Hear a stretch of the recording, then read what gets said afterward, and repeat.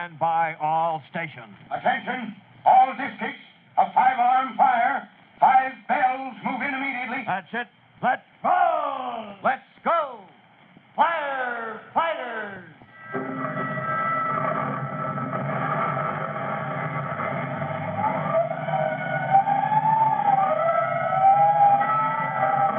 Presenting Firefighters, the true-to-life story of our unsung heroes who stand ready to ride by day or night against our most murderous enemy, the demon of fire. In just a minute, we'll join Chief Cody and rookie fireman Tim Collins in the living room of the gloomy old Wilcox mansion, where the two men are confronted with a situation even more serious than the fire in the attic, which is now under control. Earlier, Tim's younger brother and sister, Jimmy and Trudy, had been frightened by old Mrs. Wilcox's odd behavior and by the reputation the house has for being haunted. And now it begins to look as though they had good reason. Well, we'll look in on them right after this message that you'll want to hear.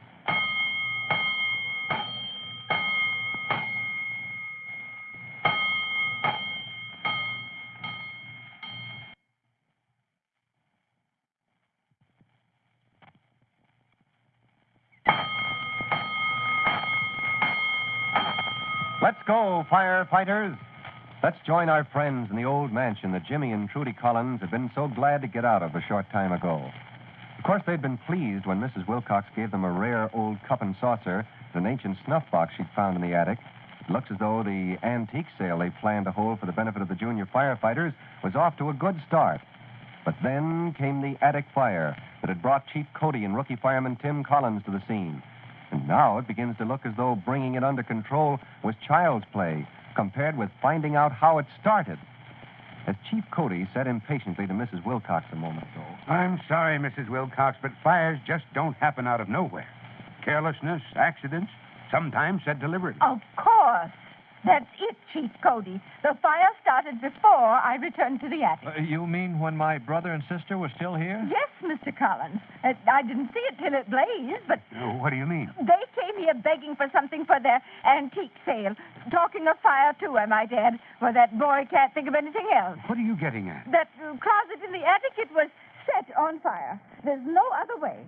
Somehow, just before they left, those children set my house on fire. Oh, now, wait a minute, Mrs. Wilcox. I know my kid brother and sister better than that. You tell her, Tim. Gosh, we wouldn't do a thing like that. Of course we wouldn't. I think you'd better let Tim and me handle this, Trudy. But Mrs. Wilcox ought not to say a thing like that, Chief Cody, after all Jimmy did for her. Did for me? Well, I like that. Who was it rummaged around my attic and found those things for your antique sale? Well, you did, Mrs. Wilcox. Well. It was swell of you to give us something, but... Jimmy, why don't you take Trudy out and show her the pumper, the hook and ladder truck, huh? But, well, is that in order, Chief? Yes, I guess we'd better put it that way, son. All right, sir. Come on, Trudy. I still don't think that's a very nice thing, Mrs. Wilcox. Trudy doesn't realize what a serious charge arson is, Mrs. Wilcox, but I think young Jimmy does. Do you? Yes.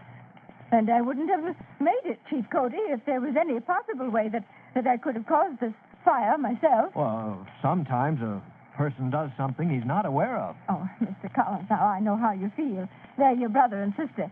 But I've always been terrified of fire. I'm extremely careful. Not altogether, Mrs. Wilcox. If you were, this house wouldn't be cluttered from top to bottom with things you've accumulated over the years. Well, when a person has lived in one house for 78 years... I'm sorry, but in our business, we can't accept that as an excuse for creating a fire hazard. That's what Jimmy said. And I thought at the time his interest in fire was kind of unusual for a boy. Oh, not at all, Mrs. Wilcox. Jimmy's a junior firefighter. Fire prevention is a hobby of his. And if I don't miss my guess, he loves the excitement of a fire, the trucks and everything. Well, within reason, that's perfectly natural and understandable. Well, then isn't it understandable that he might want to make that excitement sometimes? Oh, so that's what you're getting at. You mean, Mrs. Wilcox, that Jimmy might... Mr. Collins, you'll have to admit that your brother turned in that alarm awfully fast. Oh, but it's the first thing he'd think of. It's a mite peculiar how fast he thought of sending his sister to call you firemen and getting back here before it had hardly started. That's what Trudy meant by his helping you, Mrs. Wilcox. How do you know what he did? Well, a fireman can size up the situation pretty quick, Mrs. Wilcox. Don't you think we noticed the attic door was closed, the skylight broken? That's another another thing, his destroying my property. I'm telling you here and now, if Jimmy hadn't known something about ventilation, that fire would have spread down into this house. Yes, ma'am, and you'd have had a real fire on your hands instead of just that corner of the attic. You're saying that he started this fire just to have a chance to practice what he's learned? Oh, good grief, Mrs. Wilcox. Now, take it easy, son. Take it easy. We'll get to the bottom of this before the trucks roll back to their stations. Okay, sir, but... Well, it's not fair for Mrs. Wilcox to make a serious accusation against my kid brother and sister unless she actually saw something suspicious. Did you, Mrs. Wilcox? Why, no. But I didn't have my eye on them all the time. I was looking for something I could give them. Well, that, at least, was thoughtful of you. Well, but it's another possible reason for their doing what they did. Perhaps they were mad at me, thought I hadn't given them enough. I thought they seemed very grateful. Well, anyway, looking among my things stored up there, it brought back a lot of memories, Chief Cody. I didn't pay strict attention to what they did every moment. Well, frankly, I'm more interested in you and what you did with that lamp that you took up there. Well, I told you. I set it down on the floor outside the closet. Yes, but fairly near it, Mrs. Wilcox. Were there any clothes, anything inflammable hanging directly above it? Oh, for land's sake, Chief Cody, I know that lamp gives off heat. Yes, but Mrs. Wilcox, you see, there's such a thing as invisible heat. And it would be mighty hot right above the glass chimney on your You lamp. can forget it, Mr. Collins. The lamp was away from everything. But when the children left, there was no sign of fire. No, must have been smoldering then. Did you see any smoke from the closet when you said goodbye to them and came back to the attic? No, but all of a sudden I heard a peculiar sound, like a sudden puff it was. And when I looked around, the whole closet was ablaze. Gee, I don't get it, Chief. There weren't any oily rags in there, nothing that could have caused spontaneous combustion. Now, there. I tell you, I wouldn't accuse your brother and sister if there was any possible way that my carelessness could have caused this. You believe me, Chief Cody. We'll see. If you get another lamp, we'll all go up there. Jimmy and Trudy, too. We'll try to settle this once and for all. Meanwhile, Jimmy sits on the front steps of the old mansion. Trudy is beside him, trying to cheer him up. Don't you want to take me over to the trucks and show me how they pump water into the hose, Jimmy? No, I don't feel like it now, Trudy. Well, then, tell me what that man is doing up on the ladder with the hose, and that one on the roof, too, the one with the axe. I thought the fire was over. It is, but gee whiz, it might have worked its way into the shingles. They got to make sure it can't break out again. Hey, there's Tim now. Oh, Tim, did you find out how the fire started? Oh, sorry, kids, we didn't. Not yet, anyway. You know what Trudy says, Tim? She thinks a ghost said it. Oh, well, we're all going up to the attic and find out. Oh, gosh, I don't want to go up there again. Well, I do. Because if there is a ghost, I bet you Chief Cody will find him. And if he does, he'll send him to polishing brass for the rest of his life. A moment later, Jimmy and Trudy stand timidly beside their brother in the gloomy cavern of the attic. The lamp in Mrs. Wilcox's hand makes a small island of light in the dark shadows and shows the blackened and charred closet yawning frighteningly before them. There, Chief Cody. Now, here's the lamp I had up here before, there on the floor by the closet, right where it was. Well, it certainly doesn't look as though it was responsible, Mrs. Wilcox. Mrs. Wilcox says Jimmy and you were near the closet, Trudy. I don't doubt her word, But but... she showed us all those funny old clothes and everything, Tim. We could have set a fire in there without her seeing it, maybe. Only we didn't, and it's crazy to think we'd do a dumb thing like that. I've got a hunch whatever happened, it took place after you kids were gone, when Mrs. Wilcox was here alone. Although, in one sense, she wasn't alone. You mean the ghost? Well, not exactly, Trudy. Unless a lot of memories still live in this room. Are you insinuating I didn't know what I was doing, Chief? I'm saying straight out, I don't think you had your mind on what you were doing, Mrs. Why, Wilcox. that's nonsense. As a matter of fact, I didn't have time to do anything. It happened so suddenly. Then how did that window get open? Oh, that. Well, it was so dusty and close in here. That's the first thing you did after saying goodbye to Trudy and Jimmy was to come back here and open it? Well, as I recall, why, yes. That's just what I did. You see? That's the answer I've been looking for. You mean you know now how the fire started, Chief?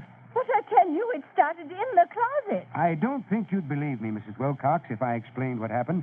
I think it might be wiser to show you who set that fire. But we didn't do it, honest, Chief. I never for a minute believed you did, Jimmy. I didn't set it. I'll swear to that. Well, then it must have been the ghost. Oh, now, Trudy, you know better than that. Oh, but Tim, this is a haunted house. Everybody says so. Oh, that's ridiculous, Trudy. You know that. No, Tim. Trudy's closer than any of us to the truth. You couldn't say this fire was set by an actual person. And there wouldn't even have been a fire if this wasn't a haunted house. What in the world does a hard-headed old smoke-eater like Chief Cody mean by a statement like that? Well, he said he'd show them, and we'll all know when you listen to the next exciting episode of The Firefighters. In a moment, Chief Bob Cody will tell you, boys and girls, how you can help the firefighters in your own town. But first, here's a message you ought to hear.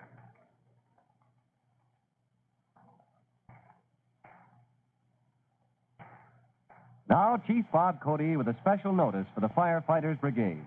Chief Cody. Hello, boys and girls. This is Chief Cody with your special assignment. I hope you don't ever have reason to have to ring in a fire alarm. But in case you do, stay by the box until the trucks come. That way you may save the firemen time and trouble. That way you'll be seeing your job to the finish by directing the firemen to the exact spot where they're needed. Well, that is all. Until next time, this is Chief Cody saying so long. Fire Chief Cody and the young rookie fireman Tim Collins will be back on the same station the next time you hear... That's it. Let's go!